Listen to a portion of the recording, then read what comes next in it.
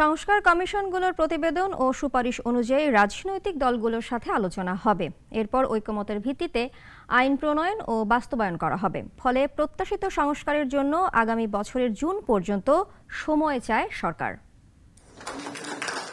অন্তর্বর্তী সরকার গঠিত 10টি সংস্কার কমিশনের মধ্যে 4টি কমিশন সকালে প্রধান উপদেষ্টার নিকট তাদের সংস্কার প্রস্তাবনা জমা দেন।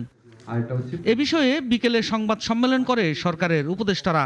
এ সময় প্রত্যাশিত সংস্কারের জন্য আগামী বছরের জুন পর্যন্ত সময় প্রয়োজন বলে মন্তব্য করেন আইন উপদেষ্টা। ন্যূনতম কিছু সংস্কার সম্পন্ন করে যদি ইলেকশন করতে চাই তাহলে এই বছরে হবে, আর যদি আমরা আরও কিছু সংস্কার প্রত্যাশিত মাত্রায় করতে চাই তাহলে কয়েক মাস লাগতে পারে, সেটা হচ্ছে সামনের বছরের জুনের মধ্যে।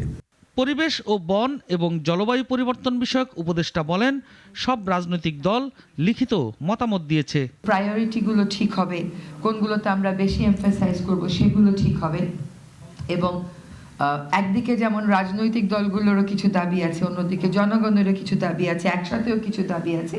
সো কোনগুলো নিয়ে আমরা তাৎক্ষণিকভাবে কাজ শুরু করব, রোড ম্যাপটা কি হবে, এইটা এই 1 মাসের মধ্যে আমরা একটা রোড ম্যাপ আপনাদেরকে দিতে সক্ষম হব বলে আমরা মনে করি। কমিশনগুলো পূর্ণাঙ্গ প্রতিবেদন জমা দিলে প্রতিবেদনগুলোর কিছু সমন্বয় করা হবে। তাছাড়া কোনটি সংস্কারে অগ্রাধিকার পাবে তা ঠিক করতেও কিছুটা সময় লাগবে বলে জানিয়েছেন উপদেষ্টারা। সাইফুল শাহিন, নাগরিক, ঢাকা। 250টিরও বেশি ডিজাইন অপশন নিয়ে ওয়ালটন স্মার্ট ফ্রিজ, বোঝে আপনার প্রয়োজন।